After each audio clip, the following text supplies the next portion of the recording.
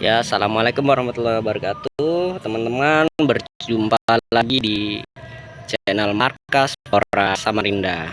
Oke, seperti yang kita bicarakan beberapa hari lalu, kita menemukan kutu kebul atau kutu putih ya, kutu kebul sih sepertinya. Itu teman-teman di eh, tanaman waru kita. Jadi indikasinya adalah ada berbagai hama karena memang ini mulai masuk musim pancaroba teman-teman. Jadi perkembangan hama itu sangat cepat pada musim-musim seperti ini. Hujan panas, itu udah pasti hama pasti berkembang biak dengan cepat. Jadi kali ini aku akan menggunakan insektisida ya teman-teman, karena kalau kita tidak kendalikan maka tanaman atau tumbuhan yang kita budidayakan itu akan terproses tumbuhannya. Jadi untuk kali ini aku menggunakan insektisida dengan merek dagang Dharmabas 500C. Nah, insektisida ini bersifat racun kontak ya teman-teman, kontak dan langsung dengan sistem EC, emulsion konsentrat, atau dia harus diemulsikan atau diencerkan dengan menggunakan air. Untuk penggunaannya sendiri ini sebenarnya banyak yang menggunakan untuk tanaman seperti padi, terus kakao, terus bawang, cabai, tapi kali ini akan kita aplikasikan di tanaman hias ya teman-teman, di tumbuhan yang kita budidayakan sebagai tanaman hias. Jadi untuk ininya sendiri ya, dia efektif untuk warang coklat, warang punggung putih, warang hijau, terus ulat gerayak dan walang sangit, serta untuk penggerek batang tebu. Nah, kalau kita lihat dari sasarannya ini, dia adalah insektisida yang bekerja untuk serangga yang menghisap jaringan tanaman, khususnya jaringan-jaringan tunas-tunas muda, dan tipe yang sebagian untuk tipe yang menggigit bagian daun atau tunas ya teman-teman. Jadi aku rasa bisalah kita aplikasikan untuk di tanaman waru yang kita tanam kemarin, karena kutu, jenis-jenis kutu itu kan dia sistem ininya adalah menghisap. Nah, jadi untuk dosisnya sendiri ini berbagai macam sih ya, aku cari referensinya dan aku tanya di toko penjual sendiri. Ada yang menggunakan dosis 2 mili per liter air, ada yang menggunakan 1 mili per liter air, juga yang 3 mili per liter air. Coba aku cari referensi di sosial media, di Google dan di YouTube ya teman-teman. Jadi banyak juga yang sharing untuk kasus yang sudah parah itu rata-rata menggunakan dosis 3 mili per liter air. Tapi kalau yang tingkat serangannya medium, mereka menggunakan 2 mili. Dan jika kita fungsinya hanya untuk tingkat rendah, serangannya rendah atau pencegahan, kita bisa gunakan 1 mili per liter air. Jadi karena ini aku lihat nggak terlalu parah ya serangnya teman-teman, jadi aku gunakan dosis yang paling kecil 1 mili per liter air. Nah, disinilah kita dituntut dalam menggunakan insektisida kimia ya teman-teman, sintetis. Kenapa? Kalau kita menggunakannya dalam dosis tinggi pun, satu, yang kita keluarkan itu pasti lebih mahal, dan kedua itu akan mencemari lingkungan, terutama kalau dia di daerah yang perairan ya teman-teman. Jadi kadang ada tuh tumbuhan atau tanaman hias yang kita budidayakan itu yang memang jenis-jenis tanaman air seperti teratai, terus banyak lah ya teman-teman bisa cari tumbuhan yang kita budidayakan dengan menggunakan media air. Nah, itu kan akan mencemari perairan. Itu juga akan berdampak bagi lingkungan, khususnya hewan-hewan atau serangga-serangga yang tadinya melintas, dia akan bisa terpapar dan akan mati juga. Jadi bijaklah ya teman-teman, bijaklah dalam menggunakan insektisida. Jadi ini kita akan gunakan dosis tadi 1 mili per liter air, dan sudah saya campurkan di sini. Aku campurkan di sini karena botol sisasan pembersih kaca ini cuma 500 mili, jadi aku gunakan separuh dosisnya ya teman-teman, 0,5 mili per 500 mg 500 ml, sorry. Oke, langsung aja kita aplikasikan karena ini sudah jam 11 ya waktu Indonesia, dan kebetulan ini hari Jumat, jadi aku akan percepat sedikit. Nah, ini tumbuhan atau tanaman waru yang kita didayakan kemarin. Nah, ini teman-teman bisa lihat rumputnya. Nih, cara paling mudah kita mengetahui tanaman atau tumbuhan kita budidayakan itu terkena serangan hama adalah dari fisiknya dulu. Nah, fisiknya, daunnya keriting, terus pertumbuhannya juga lambat. Kenapa? Nutrisi yang ada di tanaman ini itu sudah diisap oleh serangga hama. Oke, jadi langsung kita aplikasikan, dan waktu pengaplikasian diusahakan di atas 8. Kenapa di atas jam 8? Karena satu, semata dari daun itu sudah terbuka, dengan harapan dia bisa masuk jaringan tumbuhan nanti. Terus yang kedua, jumlah air sisa embun itu sudah minim atau bahkan habis, sudah nggak ada, karena akan berpengaruh sama konsentrasi si insektisidanya tadi ya teman-teman. Oke, langsung aja kita aplikasikan, dan untuk pengaplikasian kita lihat arah angin, jangan sampai kita melawan arah angin, dan harusnya wajibnya kita menggunakan alat pelindung diri. Jika tidak ada atau tidak memiliki alat pelindung diri seperti masker, sarung tangan, sepatu boots, maka pastikan ketika pengaplikasian teman-teman tidak melawan arah angin. Satu, kedua, jangan melakukan aktivitas seperti makan, minum, dan merokok. Misalkan setelah selesai, dan mencuci tangan menggunakan sabun sampai bersih, biar tidak ada sisa dari bahan aktif insektisida itu sendiri. Oke, kita langsung aplikasikan ya teman-teman. Semprotkan aja.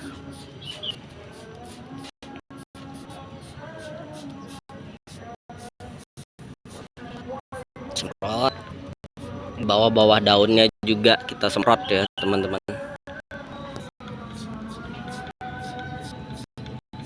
Biasanya kutu-kutu ini bersembunyi di ketiak daun atau di bawah daun. Jadi semprot sampai merata, dan untuk tanaman yang lain juga akan kita semprot. Kita akan lihat, karena di sini tadi kan untuk walang sangit, barang, terus ulat gerayak dan penggerek. Sedangkan di ini kan ada hama-hama lain, kutu-kutu lain.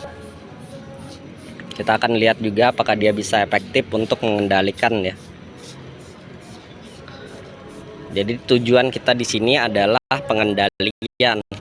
Jadi makanya kita menggunakan sida yang sifatnya kontak, bukan sistemik. Kalau sistemik berarti kita menghilangkan siklusnya ya teman-teman. Dan aku rasa tidak terlalu bijak kalau kita menggunakan itu. Kebijakan insektisida karena apa? Kalau populasinya kecil kan nggak masalah tuh. Jadi serangga-serangga lain yang mungkin makanannya adalah serangga yang kita kendalikan masih bisa dapat sumber makanan. Jadi siklus ininya nggak terputus teman-teman. Nah, pastikan juga ketika melakukan penyemprotan itu pada kondisi pas ya, atau cuaca mendukung, karena sifatnya insektisida ini kan dia untuk bisa minimal ada jeda waktu 2 sampai 4 jam tanpa hujan. Jadi biar dia efektif bisa kerja. Kalau kita menyemprotnya pas gak lama hujan, nah itu nggak efektif teman-teman, nggak efisien.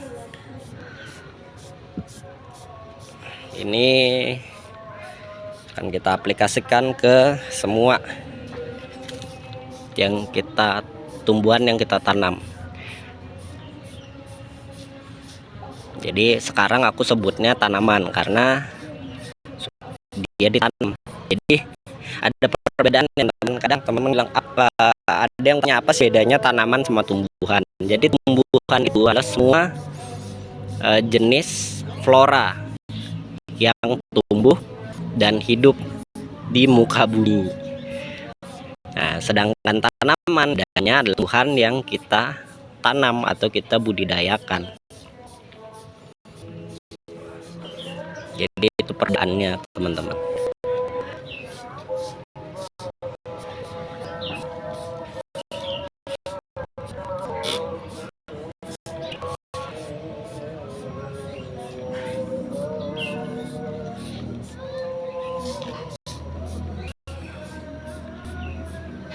Nih di beringin, selama beringin ini banyak biasanya hamanya.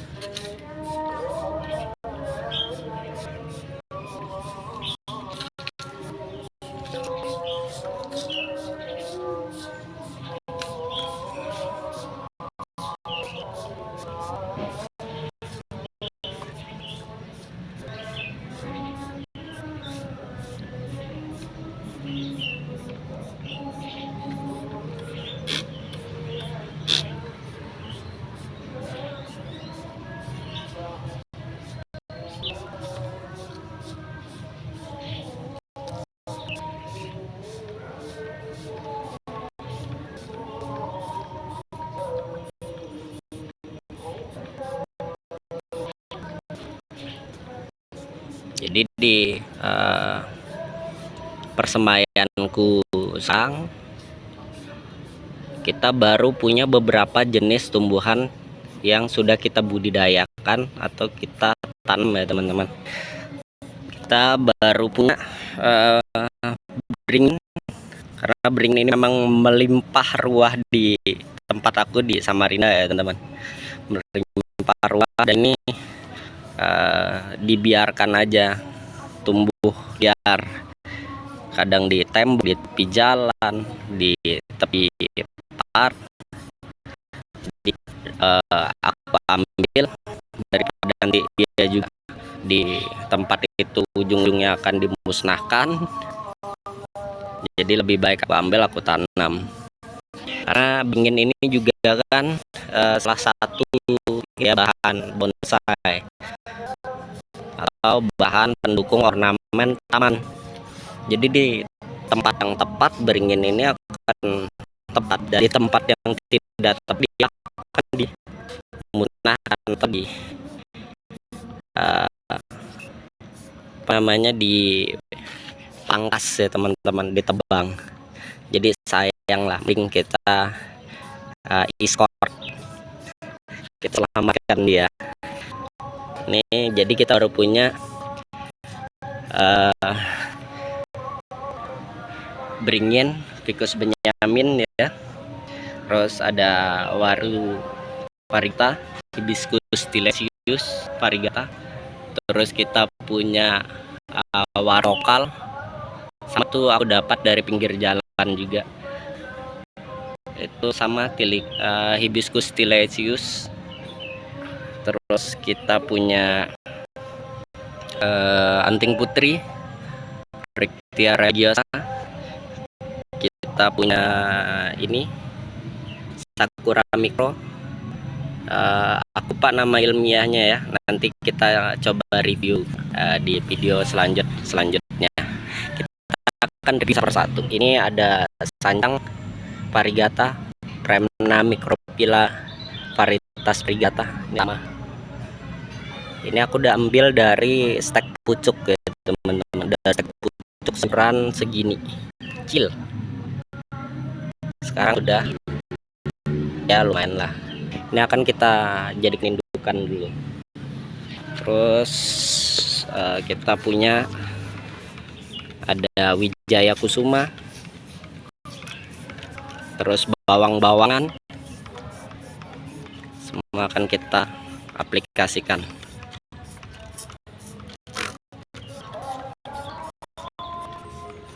Terus ini waru palem ekor pai.